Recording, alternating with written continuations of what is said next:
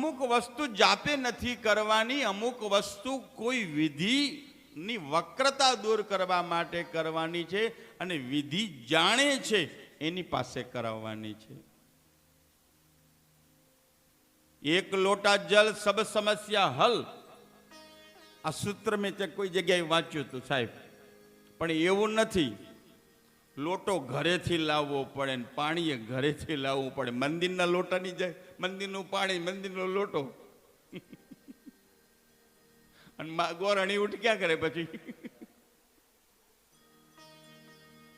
એવી પૂજાઓનું ફળ નથી. ઘરેથી તમે ચોખ્ખા પાણી ભરીને આવો, ચોખ્ખું પાણી, લોટો તમારો ઘસેલો હોવો જોઈએ.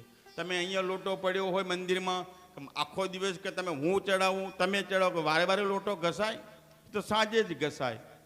એટલે એક વખત તમે પૂજામાં ઉપયોગ કરો એટલે અપવિત્ર થઈ જાય. તમે એનો એ લોટો લઈને ચડાવો, એનો એ લોટો લઈને ચડાવો. એટલા માટે એક લોટા જલ સબ સમસ્યા હલ એમ નથી. લોટો ઘરેથી, જલ ઘરેથી તો સમસ્યા હલ. પૂજાના બધા પ્રકારો બતાવ્યા છે. આપણે તો પછી મન ફામે મંડી જઈએ છીએ.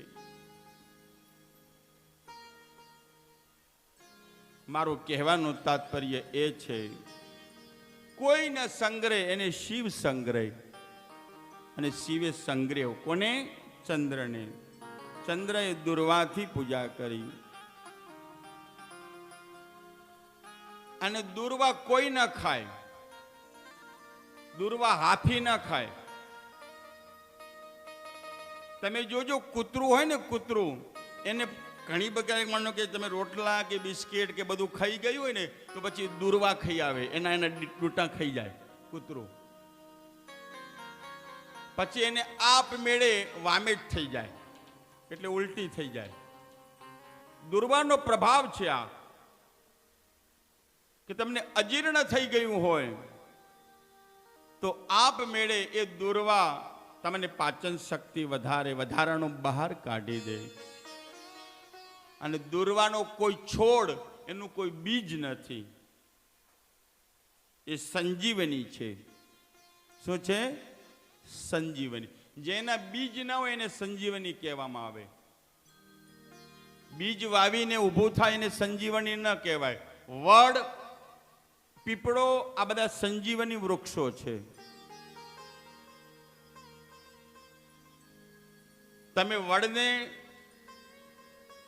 રોપી શકો કલમ કરીને, પણ વડનો ટેટો વાવીને કહી દી જીવનમાં વડ ન ઉગે, ન ઉગે ને ન જ ઉગે. એમ પીપળો પણ ન ઉગે. આ બધી સંજીવનીઓ છે. સંજીવનીની 9મા સ્કંદની અંદર કથા, 8મા સ્કંદમાં ભાગવતમાં કથા છે. કઈ કઈ સંજીવની છે એ બધી, એમાં મારે જવું નથી. કારણ કે હું ભાગવત પણ કરું, દેવી ભાગવત, એટલે બધું મને અલગ અલગ બધું, આ બધું ક્યાંથી ક્યાંય રસ્તાઓ નીકળી જાય. ગાડી પાટા બદલે ને એમ જતો રહું છું. પણ મૂળ વાત, કોઈના સંગ્રહ એમ શિવજીએ ચંદ્રની સંગ્રહ, ચંદ્રને સ્વીકાર કર્યો. બોલો ચંદ્ર, શું તકલીફ છે? કે મને આ લોકો વાંકો ચૂંકો કે છે. કે કોણ? તો કે આ બધા બેઠા છે એ. કયા? તો કે 33 કરોડ. હું આવો શુક્લકડી થઈ ગયો છું, તમે મને સૂકવી નાખ્યો.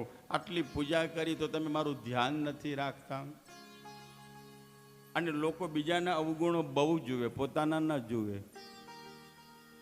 પોતામાં એકેય ગુણ ના હોય, પણ બીજાના અવગુણો એટલા બધા જોવા નીકળે. ઊંટ કહે આ સમયમાં,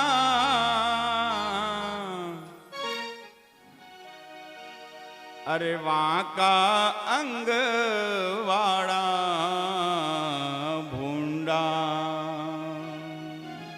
અમે ગઈકાલે ગાડી લઈને નીકળ્યા ને બેન, તો પેલા ઊંટ બહુ પડ્યા હતા ને, આપણને બહુ ઊંટિયા મળ્યા હતા. ઊંટ છે ને, ઊંટ બીજાની અવળચંડાઈ જોવા લાગ્યો, કે કૂતરાનું પૂંછડું વાંકો, ગાયનું આમ વાંકો, સાલે ભેંસનું શીંગડું વાંકું, આનું આ વાંકું, આનું આ વાંકું. બધાયનું અવળચંડાઈ એટલે બધાના અવગુણ જોવા લાગ્યો. ઊંટ શિયાળથી ન રહેવાયું. અને હંમેશા શિયાળ જેવા સીધા ના રહેવું, પણ જ્યારે સમય આવે ને ત્યારે સાચા કહેતા શીખવું. શિયાળને લુચ્ચું કહ્યું છે, આમ તો લુચ્ચું પ્રાણી શિયાળને કહ્યું છે, પણ લુચ્ચાઈ એટલી બધી ના રાખવી કે જગતની અંદર બધું જ ખરાબ થતું હોય અને તમે લુચ્ચાઈની માફક બેસી રહો. શિયાળ જેવા થઈને પછી કહો, ઊંટ તારું જો પેલા પછી બીજાનું જો. સાંભળી શિયાળ બોલ્યું, એ અન્યનું તું એક વાકું, આપના 18 છે. એ ઊંટ, એ હાંડિયા, હોંઢિયો, આ બાજુ હોંઢિયો કે આ દશામાના દિવસો ચાલી રહ્યા છે. મને ખબર નહીં દશામાં છે કે નહીં, લગભગ નથી જ. હા, લથી જ મારી મોમાઈ છે, પણ કઈ વાત પૂજે જાઓ. એ બાને માને નામ તો તમે લો છો ને.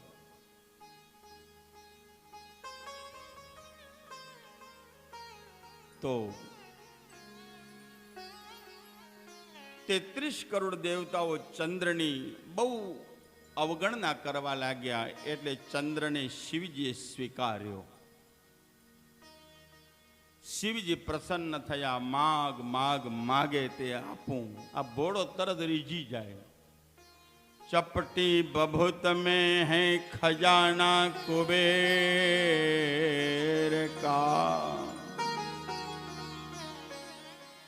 આમ ચપટી બભૂત તમે મહાકાલમાં જઈને લઈ આવો સાહેબ. એ મહાકાલની બભૂતિ તમારા ભાગ્યનો પડદો ખોલી નાખે. આમ એટલી તાકાત